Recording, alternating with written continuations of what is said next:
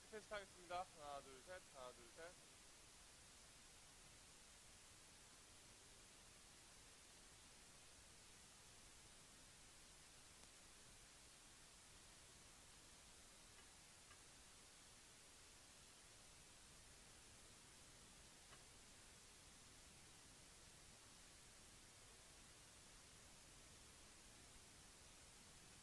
마이크 테스트 하겠습니다. 하나, 둘, 셋, 하나, 둘, 셋.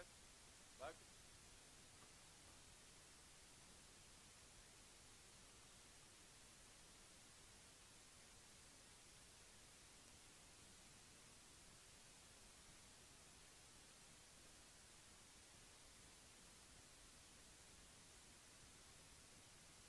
마이크 테스트 하겠습니다. 하나, 둘, 셋. 하나, 둘, 셋. 마이크 테스트 하겠습니다. 하나, 둘, 셋. 마이크 테스트 하겠습니다. 하나, 둘, 셋. 하나, 둘, 셋. 마이크 테스트 하겠습니다. 하나, 둘, 셋. 하나, 둘, 셋. 마이크 테스트 하겠습니다. 하나, 둘, 셋. 하나, 둘, 셋.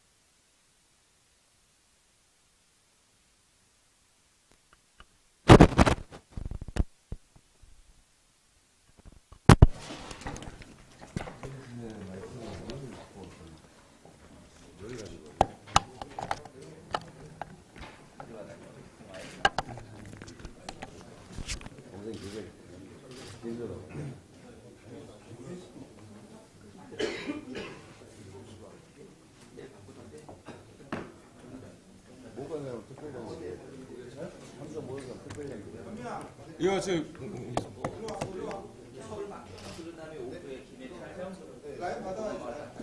마이크 테스트 한번 더 하겠습니다. 네, 알겠습니다.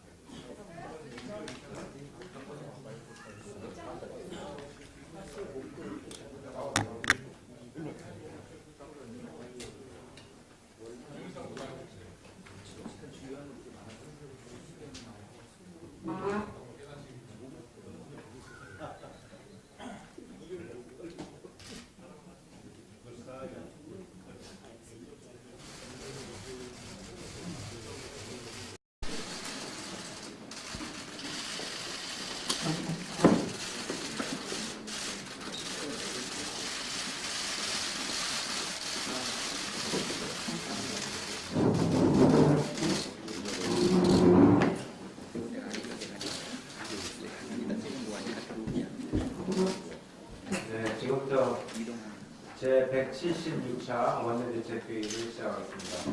먼저 이인영 원내대표의 논의가입니다. 한 해를 마무리하는 날입니다. 국민 여러분께 올 한해 정말 수고 많으셨다는 말씀부터 올립니다. 지난 한 해 우리 경제가 참 많이 어려웠습니다. 국민 여러분의 삶도 적잖이 팍팍하셨으리라고 생각됩니다. 정치가 국민 여러분께 또 국민 여러분의 어려운 삶에 큰 힘이 되어드리지 못해서 정말 죄송합니다. 다행히 새해에는 우리 경제가 마침내 긴 잠에서 깨어나 기지개를 펼 것이라고 예상합니다. 세계의 경제 전문가 대부분이 내년에는 경기가 바닥을 치고 상승 국면에 진입할 것으로 전망하고 있습니다. 2020년 민주당은 모처럼 찾아오는 좋은 경제 흐름을 놓치지 않고 물줄기를 더 넓고 깊게 만드는 데 온 힘과 정성을 쏟겠습니다. 어렵게 만든 새로운 경제 활력의 기회인 만큼 정책과 법안을 총동원해서 뚜렷한 성과를 만드는 데 총력을 집중하겠습니다. 나아가 좋은 경제 흐름이 우리 국민 한 분의 삶을 개선하는 데까지 이룰 수 있도록 더 꼼꼼하게 정책과 예산을 챙기겠다는 약속도 올립니다. 모처럼 찾아오는 경기 회복의 흐름이 국민 여러분의 삶 구석구석까지 따뜻한 온기를 불어넣을 수 있도록 또 그러한 일을 하는 것을 우리 민주당의 존재 이유로 삼겠습니다. 국민 여러분의 가정마다 새해에는 더 좋은 일만 가득한 편안한 2022년이 되시기를 소망합니다. 어제 해를 넘기지 않고 고위공직자 범죄 수사처의 설치를 매듭 지을 수 있어서 정말 다행입니다. 아직 검찰개혁의 산봉우리가 더 남아있긴 하지만 일단 한 고개를 무사히 넘어설 수 있었습니다. 국민 여러분께 그 성원과 응원에 감사드립니다. 차가운 아스팔트에서 목이 터져라 공수처를 설치하라고 외치셨던 국민들께 작은 응답을 드릴 수 있게 되어서 정말 다행이라고 생각합니다. 국민 여러분의 덕분에 무사히 한 고개를 넘을 수 있었음에 대해서 거듭 감사의 말씀 올립니다. 무엇보다 어제는 큰 충돌 없이 법안을 처리할 수 있었던 점도 매우 다행스럽게 생각합니다. 연말 연시에 분주한 우리 국민의 마음을 헤아려서 극단적인 충돌을 자제했던 자유한국당의 지도부에 또 그 성숙한 결단에도 큰 박수를 보냅니다. 공수처 설치는 대한민국 민주주의의 일보 전진입니다. 반칙과 특권 없는 세상을 만드는 것은 민주주의의 오랜 수건이었습니다. 공수처 설치는 정부 수립 이래 반복되어 왔던 군부, 정보기관, 수사기관 같은 권력기관의 견제를 받지 않는 특권 권력을 마침내 해체하기 시작했다는 데 가장 큰 의미를 부여할 수 있겠습니다. 이제 우리의 민주주의는 독단과 특권에 의존하는 권력정치에 낡은 굴레를 벗어던지고 투명하고 공정한 민주 권력기관의 시스템을 구축하는 민주주의의 새로운 시대로 진입했습니다. 아직은 가야 할 길이 멉니다. 무엇보다 중요한 것은 검찰 내부의 통렬한 자기 반성과 새로운 출발이라고 생각합니다. 이제 검찰은 무소불위의 권력을 휘두르던 권력기관의 낡은 외투를 벗고 투명하고 친근하며 민주적으로 운영되는 따뜻한 국민의 검찰로 거듭 태어나시기를 바랍니다. 국민의 검찰을 만드는 길은 이제 시작입니다. 검찰과 국민 또 정치권이 혼연일체가 되어서 국민의 검찰을 다시 만드는 새로운 시대를 만들어 나갑시다. 추미애 법무장관 후보자의 인사청문회가 마무리되었습니다. 사법정의에 대한 확고한 소신과 철학, 또 사법개혁에 대한 굳건한 의지를 확인하는 시간이었습니다. 검찰개혁을 완수해야 할 중요한 시기에 법무수장으로 사법개혁을 이끌 적임자임을 우리 국민들께 확신시켜 드렸다고 평가합니다. 이제 남은 것은 하루빨리 청문 보고서를 채택하는 절차를 밟는 일이라고 생각합니다. 어제로 인사청문회법이 정한 20일의 인사청문 시한도 끝났습니다. 오늘로 법무장관의 공백도 78일째가 됩니다. 국회가 법무행정의 공백을 야기한다는 비판을 받지 않으려면 조속히 인사청문회 보고서 채택을 해야 합니다. 하루빨리 청문 보고서를 채택해서 시급한 검찰개혁과 법무혁신의 과제를 해결할 수 있도록 야당의 적극적인 협조를 부탁드립니다. 이상입니다. 네, 윤정식 정책위의장의 모두 발언 듣겠습니다. 다사다난했던 2019년 기해년이 저물어가고 있습니다. 올해는 어느 해보다 복잡하고 어려운 한 해였습니다. 미중 무역 갈등의 격화, 일본의 수출 규제 등 대외 경제 여건이 악화된 상태에서 국회는 1년 내내 이어진 자유한국당의 장외투쟁과 국정 발목 잡기로 역대 최악의 국회로 치달았습니다. 검찰의 정치 개입 논란 등 사회적 갈등도 노정되었습니다. 정치가 국민 여러분께 심려를 끼쳐드려 송구한 마음입니다. 그러나 우리 국민의 위대한 저력을 다시 한번 확인한 한 해이기도 했습니다. 국민의 일치된 힘으로 일본의 부당한 수출 규제에 당당하게 맞섰고 다시 한번 타오른 촛불의 힘으로 공수처법이 처리되는 등 검찰개혁의 제도적 완수를 눈앞에 두게 되었습니다. 고용 동향의 완연한 개선 흐름 등 일부 경제 지표도 회복을 보이고 있습니다. 국민 여러분께서 문재인 정부와 더불어민주당의 한결같은 지지와 성원을 보내주신 덕분입니다. 국민 여러분께 다시 한번 고개 숙여 감사의 말씀을 드립니다. 2020년 경제년 새해에 올 한 해를 겸허하게 되돌아보고 신발끈을 더욱 바짝 조이겠습니다. 민생 경제에 새로운 활력을 불어넣고 포용적 안전망을 보다 촘촘하게 구축해 나가겠습니다. 정의와 공정을 바로 다시 세우고 잠시 멈춰있는 한반도 평화의 열차가 다시 힘차게 달릴 수 있는 토대도 마련하겠습니다. 새해에는 국민 여러분 모두에게 반갑고 좋은 소식만 가득하길 기원합니다. 언론인 여러분께서도 올 한 해 수고 많으셨고 새해 복 많이 받으시길 바랍니다. 올해 마지막 본회의가 열렸던 어제 국민의 명령인 공수처법이 마침내 처리되었습니다.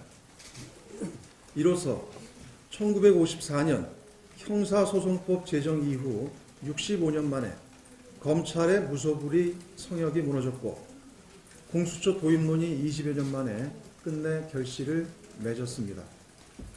참으로 역사적인 일입니다.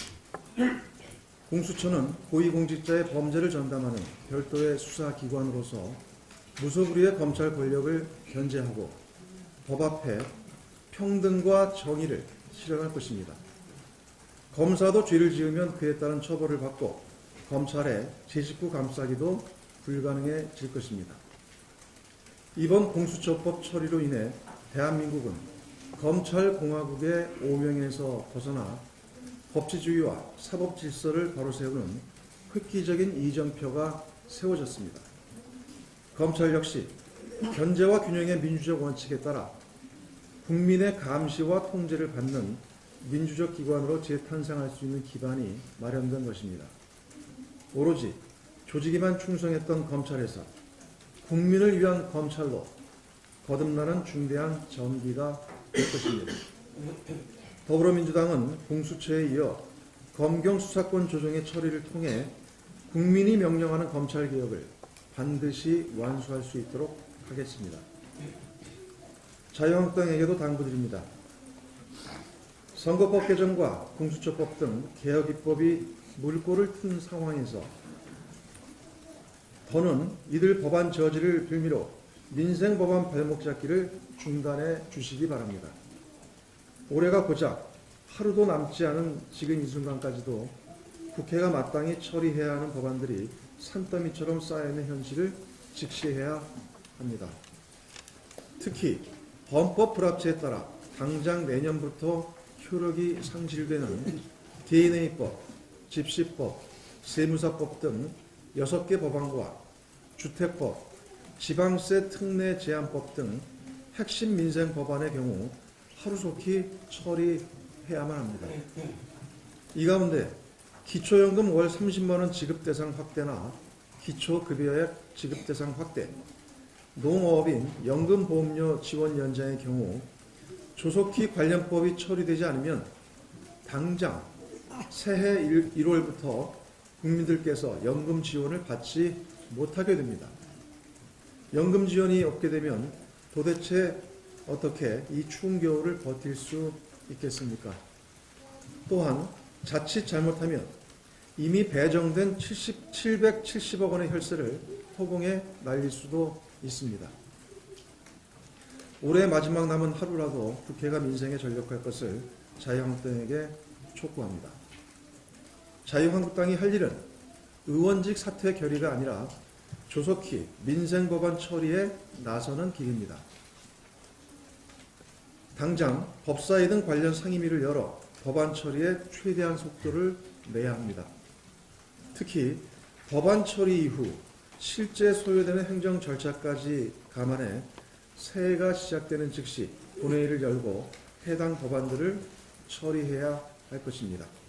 자유한국당의 대승적인 협조를 요구합니다. 이상입니다. 네, 지금부터 현안 발언 듣겠습니다. 윤관석 정책수석 부의장입니다. 예, 한해 동안 수고 많으셨습니다. 먼저 만 18세 선거 연령 하향과 관련해서 한 말씀 드리겠습니다. 이번 공직선거법 개정으로 내년 21대 총선부터 선거 연령이 만 19세에서 만 18세로 낮아졌습니다. 연동형 비례 등 선거제도에 가려졌지만 이 또한 매우 획기적이고 소중한 변화입니다. 1997년 김대중 전 대통령께서 대선 공약으로 처음 내건 지 20년이 넘어 실현된 것으로 세계적인 추세와 우리 사회의 현실을 두루 고려할 때 오히려 늦은 감이 있습니다. 실제 OECD 36개국 회원국 가운데 우리나라만이 만 19세가 되어야 선거권을 얻을 수 있었습니다. 국내적으로도 병역의 의무화, 결혼, 운전면허 취득 등이 잘 알려진 대로 만 18세부터입니다. 그러나 그동안 자유한국당은 만 18세의 미숙함, 교실의 정치화 등을 내세워 지속적으로 또한 아직도 반대하는 주장을 펼치고 있습니다. 이러한 자유한국당의 주장은 기우이며 우리 청소년들의 인격과 권리를 무시하는 행태입니다. 이러한 주장이 현실과 맞지 않음을 우리는 역사적으로 4.19 혁명에서부터 지난 촛불혁명까지의 역사적인 증명을 갖고 있습니다. 또한 해외에서도 기후변화 대응에 앞장선 공로로 미국 타임즈 올해의 인물로 뽑힌 스웨덴의 16살 소녀 그레타 툰베르가 상징적으로 보여주고 있습니다. 요즘 한간에는 어린 유권자가 아니라 나이만큼 성숙하지 못한 어른들이 걱정거리라는 말이 돌고 있습니다. 우리 더불어민주당은 이러한 비판에 부족한 점은 겸허한 자세로 임하겠습니다. 또한 앞으로도 청년과 소통하며 청년의 정치 참여를 확대하고 청년을 위한 공약 개발, 필요하다면 선거교육의 제도적 보장을 해줄 수 있는 법 제정이라든지 교육과정 개편도 검토하고 준비하고 실현하기도 하겠습니다.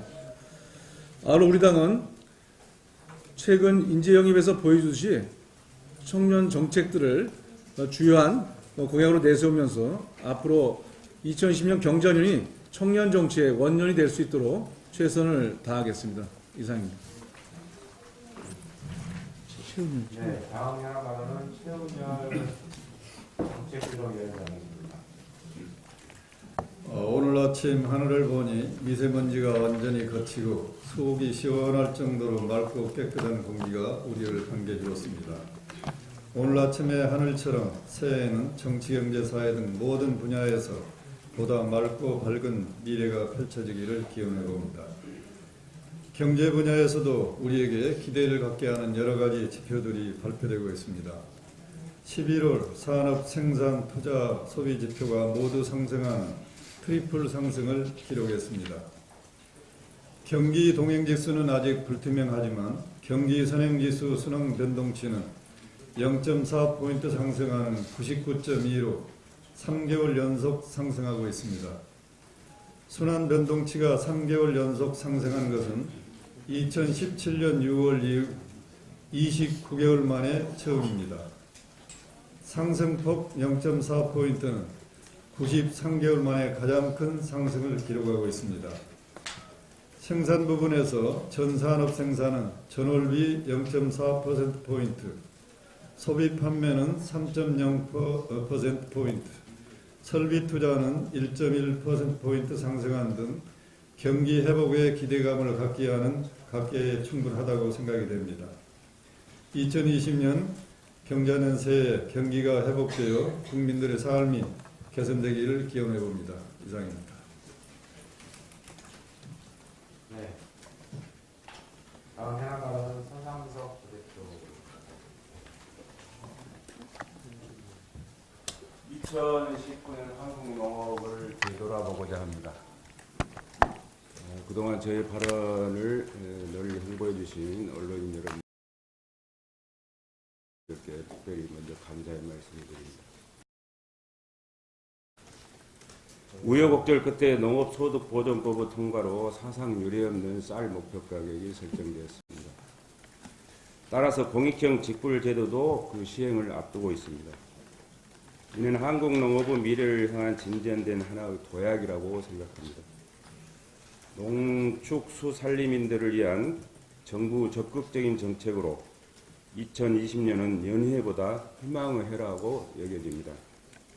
이 모든 것들은 현장의 생산자들이 흘린 땀의 결정체이고 정부와 정치권 그리고 공직자들의 노력에서 비롯된 것이라고 생각합니다. 그러나 아쉬운 부분도 적지 않습니다. 생산비는 엄연한데 소득은 불분명한 시대를 너무 오랫동안 살아온 것이 엄연한 믿기 어려운 사실입니다.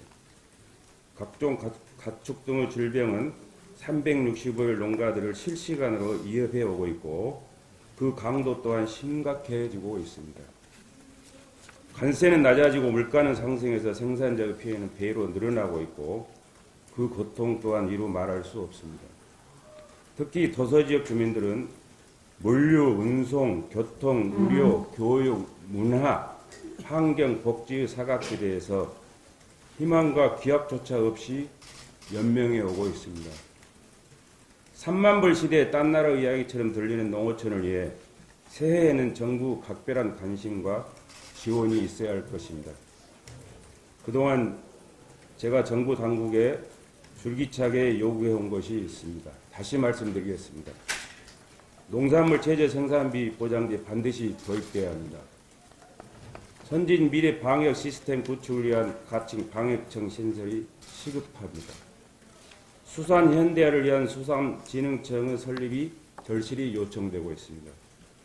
여성 농업인들의 복지를 위한 재정의 대폭 확대가 이루어져야 합니다. 도서민들의 선박 등 교통망 확충이 시급합니다.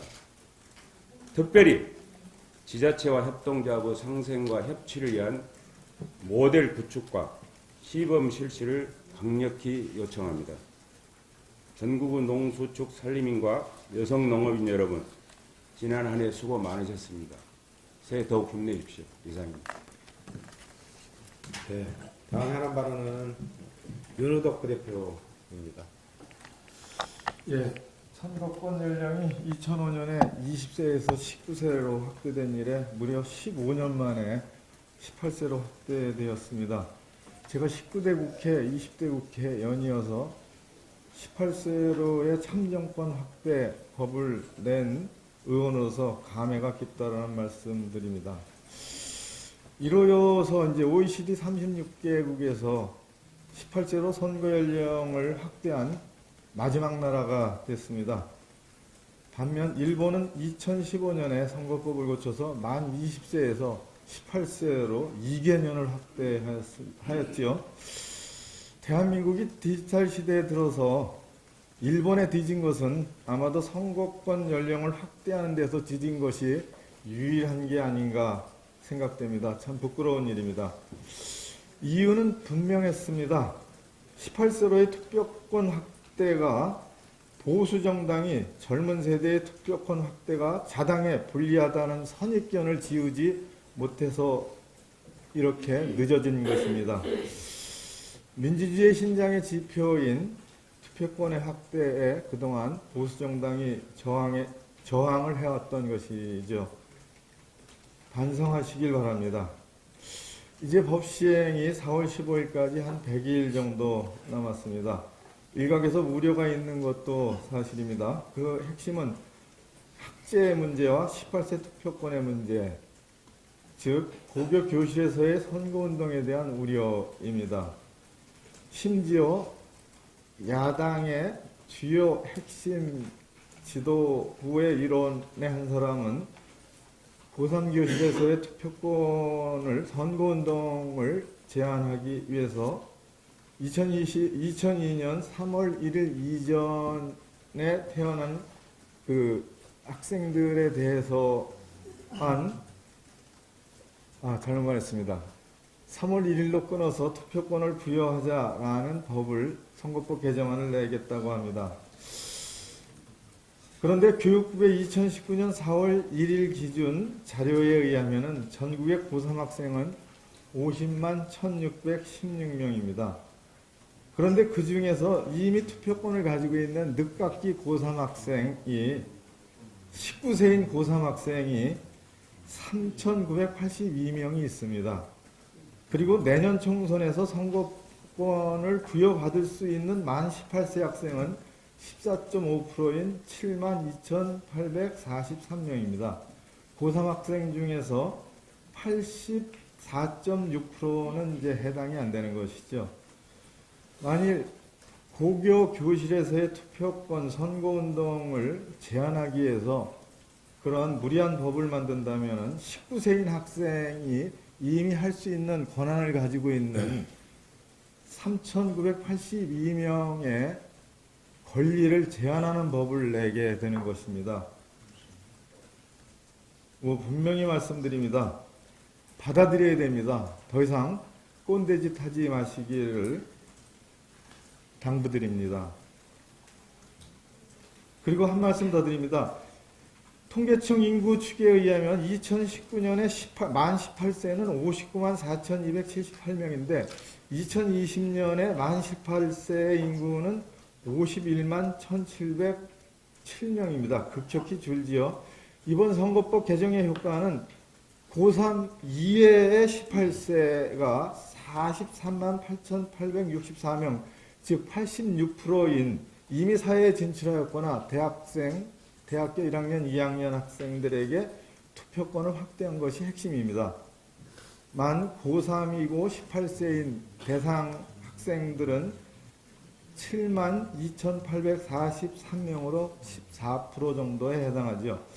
그래서 이번 선거 투표권 연령 확대의 논쟁을 고3 교실로만 한정해서 흠집내는 것은 과도한 주장이라는 말씀을 드리고 오히려 참정권이 확대된 이미 사회에 진출한 청년 그리고 대학교 1, 2학년 청년들의 관심을 더 기울여주기를 바란다는 말씀을 드립니다. 이상입니다.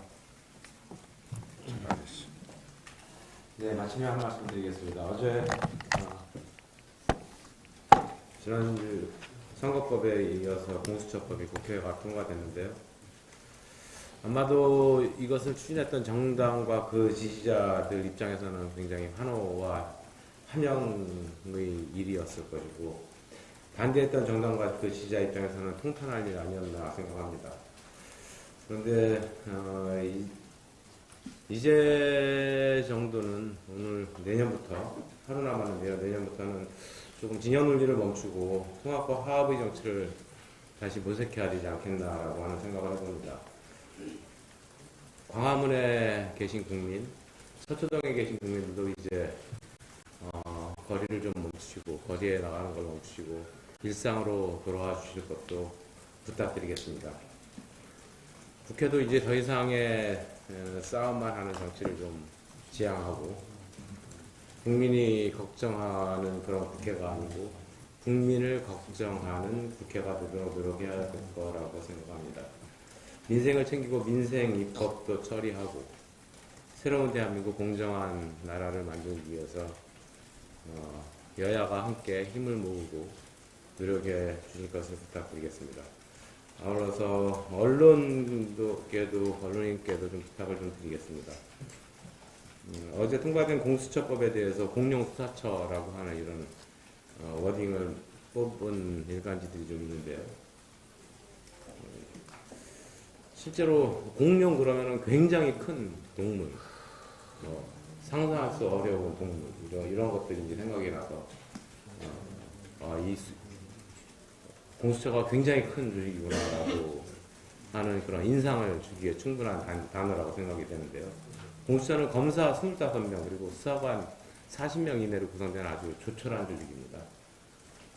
최순실 국정농단 사건 때 동원된 검사가 20명이라고 하고